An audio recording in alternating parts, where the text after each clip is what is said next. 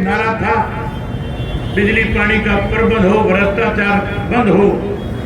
आज की मौजूदा सरकार तो भ्रष्टाचार खत्म करने की बजाय दोनों हाथों से प्रदेश के लोगों को लूटने में लगी हुई है।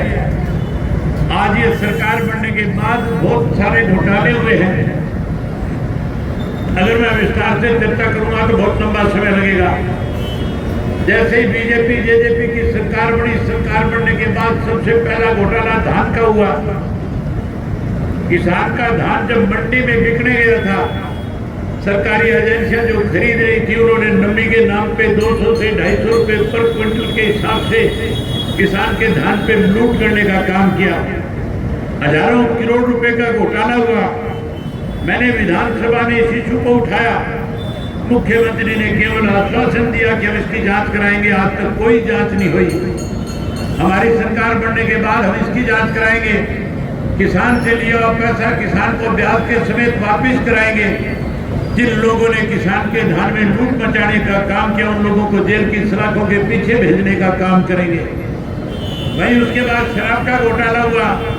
शराब घोटाले के अंदर भी कोरोना काल के दौरान जिस तरह से लोग डरे हुए थे, भयभीत थे, घर से बाहर नहीं निकलते थे, कहीं कोई चिड़िया नजर नहीं आती थी, सारा सुनसान था, सड़कों पे कोई व्हीकल नहीं चल रहा था, कोई इंस्टीट्यूट खुला हुआ नहीं था, स्कूल बंद थे, सरकारी दफ्तर बंद थे, सारी फैक्ट्रियां बंद थी, सारा कामकाज ठप था। एक दूसरा व्यक्ति अड़ोसी पड़ोसी के यहाँ भी जाता नहीं था, डरता था कि कोरोना ना आ जाए। उस वक्त के अंदर भी सत्ता में बैठे लोगों ने शराब के गोदामों को खिड़कियां तोड़ करके, दारू निकाल करके गांव, शहर और कस्बे में सप्लाई करके लोगों को लूटने का काम किया था। जहां शराब का घोटाला हुआ, रजिस्ट्री घोटाला हुआ, और रजिस्ट्री घोटाले के बाद कोरोना के नाम पे सरकारी दवाइयां खरीद के 480 करोड़ रुपए की सरकार को चप्पट लगाने का काम किया। वही साथियों, सरकारी नौकरी के नाम पे पैसे लिए गए, तबादलों के नाम पे पैसे लिए गए, पेपर लीक के नाम पे घोटाला किया गया, खनन का माफिया खड़ा कर दिया, भू माफिया खड़ा कर दिया। आज प्रदेश का हर व्यक्ति परिवर्तन चाहता है, इस सरकार को बदलना चाहता है। आप लोगों ने भी फैसला कर लिया कि आप भी परिवर्तन करोगे। मैं उम्मीद करूंगा कि 2024 में जब आप सत्ता का परिवर्तन कर दोगे, मैंने जो बातें आपके सामने कही है, हम इन सारी बातों को अमली जामा पहनाने का काम करेंगे। जितने घोटाले में इन सब की जांच कराएंगे। इनमें जो लोग दोषी होंगे उनको जेल की सलाखों के पीछे भेजेंगे। वहीं चौधरी देवीलाल के नारे को साकार करेंगे, बिजली पानी का प्रबंध करेंगे, आपको 24 घंटे बिजली देंगे, किसान को खेत का पूरा पानी देंगे ताकि किसी किस्म की दिक्कत ना हो। आज मेरे को आपका एक पत्रकार टोहाना का था जो मेरे से बात कर रहा था, उसने एक जानकारी मेरे सामने लाने का काम किया था। मेरा इंटरव्यू करने के लिए आए थे। इंटरव्यू करते करते मैंने उनसे पूछा कि टोहाना में क्या हो रहा है। लगातार लंबे समय तक टोहाना के अंदर जो लोग एमएलए बने, मंत्री बने, वो सत्ता में रहे हुए हैं, टोहाना की हालत कैसी है, लोग कैसे अपना जीवन यापन यहाँ पे बिताने का काम कर रहे हैं। उसने कहा कि बाकी तो दिक्कतें हैं ही है, हमारे सामने सबसे बड़ी दिक्कत इस शहर की ये है कि हमारा गंदा जो नाला है, जब थोड़ी सी बारिश हो जाती है सारा शहर ओवरफ्लो हो जाता है, सारे शहर में बदबू फैल जाती है। शहर के अंदर आज तक किसी ने इस बात की तरफ ध्यान नहीं दिया। इस किस्म की जो दिक्कतें आपकी हैं, आप मुझे लिख करके देना। समय आने पे सारी चीजों का, सब चीजों पे संज्ञान लेकर के उनको ठीक कराने का काम करेंगे। साथियों, टोहाना के लोगों की लड़ाई एमएलए और मंत्री के पद की नहीं है। आपने एमएलए अनेक बनाए, आपने मंत्री अनेक बनाए, लेकिन टोहाना की सूद किसी ने नहीं ली। अगर टोहाना के अंदर विकास के काम कभी हुए तो चौधरी ओम प्रकाश चौटाला जब इस प्रदेश के मुख्यमंत्री थे, उस वक्त में विकास के पद पे लाने का काम चौधरी ओम प्रकाश चौटाला ने टोहाना को किया था। आज फिर आप हमारे ऊपर विश्वास करना, आने वाले समय में एक बार फिर चौधरी देवीलाल की नीतियों की सरकार बनाना। मैं आपको भरी सभा में विश्वास दिला करके जाता हूँ, आपकी लड़ाई मुख्यमंत्री की है। आज अगर रोहतक से भूपेंद्र सिंह हुड्डा मुख्यमंत्री बनता है, फिर आपकी अनदेखी होती है। आज अगर और कोई दूसरा मुख्यमंत्री इस प्रदेश का बनता है, फिर आपको कहीं ना कहीं अनदेखी करने का काम करता है। जहां सारी चीजें, जो सारी दिक्कत और कठिनाई आज आपके सामने आई हुई है, मैं आपसे एक बात कहना चाहूंगा। चौधरी ओम प्रकाश चौटाला जी ने जिस दिन ये परिवर्तन यात्रा शुरू करी थी, उस दिन लोगों के सामने, हजारों लोगों के बीच में कहा था, आज बुढ़ापा पेंशन काटी जा रही है, आज गरीब का पीड़ा कार्ड काटा जा रहा है, आज अलग अलग तरह के आदेश देकर के लोगों को परेशान किया जा रहा है।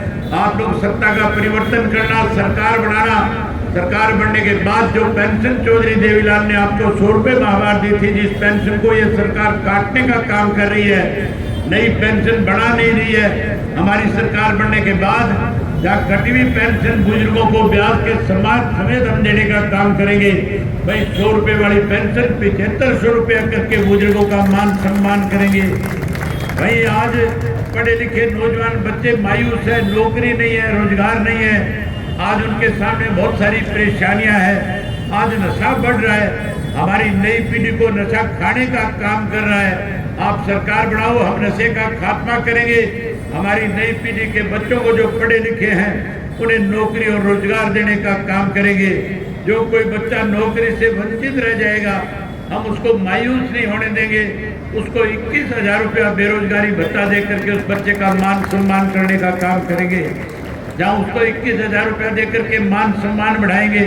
वही ये माताएं बहनें जिनको मोदी ने ये कहा था कि आपको गैस का सिलेंडर और गैस का चूल्हा मुफ्त में देंगे, आज साथियों गैस का सिलेंडर मुफ्त में देने वाले लोगों ने 1200 रुपये का कर दिया। आज महंगाई बढ़ गई, लोगों के सामने परेशानी है। जैसे ही आप सरकार बना दोगे, हम हर घर के अंदर एक गैस का सिलेंडर महीने के 1 तारीख को हर घर के अंदर फ्री में देने का काम करेंगे। जहाँ गैस का सिलेंडर फ्री में देंगे, वहीं हर गृहिणी की खाते में 1100 रुपये नमक मिर्च के भी साथ में देने का काम करेंगे।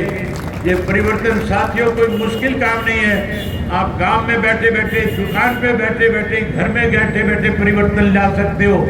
जब आप दुकान से सामान किसी साथी को पकड़ाओ, जब घर में एक दूसरे को मिलो और कोई कांग्रेसी आ जाए, कोई बीजेपी वाला सामान लेने आ जाए, जेजेपी का तो खात्मा हो चुका है। मैं आज आपके बीच में 1200 से ज्यादा गाँव में जा करके आया हूँ, 14 से ज्यादा बड़े शहरों में होकर के आया हूँ, 56 विधानसभा में लाखों लोगों से मिल करके आया हूँ। आज जेजेपी का सफाया हो गया। आज लोगों के समझ में आ गई कि चौधरी देवीलाल का फोटो लगा करके घूमने वाले बैरूपिये कहीं ना कहीं प्रदेश को लूटने में सबसे अग्रिम पंक्ति में खड़े हुए हैं। इसलिए लोग आज उनसे हताश है, निराश है, उनको सत्ता से बाहर करना चाहते हैं। जहाँ कोई आपको कांग्रेस वाला मिल जाए, जहाँ कोई बीजेपी वाला मिल जाए, वो मिले तो उसको 3 बार कहना परिवर्तन करो, परिवर्तन करो, परिवर्तन करो। दुकानदार भाई उसको सामान पकड़ाने से पहले उसको हाथ से पकड़ ले। जब वो आपसे लेने लगे तो उसके सामने ये बात कहना, 3 बार कहना। जब भी आपको मिले हर बार 3-3 बार ये बात दोहरा देना। वो भी अपने घर जा करके अपनी घरवाली को ये नहीं कहेगा चाय बना दे, रोटी बना दे, वो भी जा करके कहेगा परिवर्तन करो, परिवर्तन करो, परिवर्तन करो। साथियों परिवर्तन आएगा और परिवर्तन आने के बाद फिर सरकार आपके द्वार कार्यक्रम लगेंगे। फिर उसी तरह से पंचायतों को, नगर पालिकाओं को, नगर परिषद को लाखों करोड़ों रुपए हम विकास के लिए देने का काम करेंगे। जहाँ गांव और शहर का विकास करेंगे, वहीं उसके साथ साथ बिजली पानी का प्रबंध करेंगे। आज तो हालात ऐसे हैं, बिजली कम आती है और बिजली कम दे करके आज बिजली के मीटर घरों से बाहर लगा करके हमें अपमानित किया जाता है। 500, 700, 1000 रुपये का जो बिल आया करता था, आज 5-5, 10-10 हजार रुपये बिल भरने पड़ते हैं। आप राज बढ़ाओ, ये बाहर लगे हुए मीटर जो पाड़ करके फेंक दूंगा और ऐसे मीटर आपके घरों दुकानों में लगा दूंगा जिनकी गरारी 500 में आकर के फंस करके खड़ी हो जाएगी। 500 से ज्यादा किसी का बिल नहीं आएगा। इसी के साथ आपसे एक बार फिर आग्रह और निवेदन करना चाहूंगा कि जब भी आज के बाद एक दूसरे को मिलोगे, हर हालत में एक दूसरे से कहोगे परिवर्तन करो। क्या कहोगे? बहुत धन्यवाद आपका।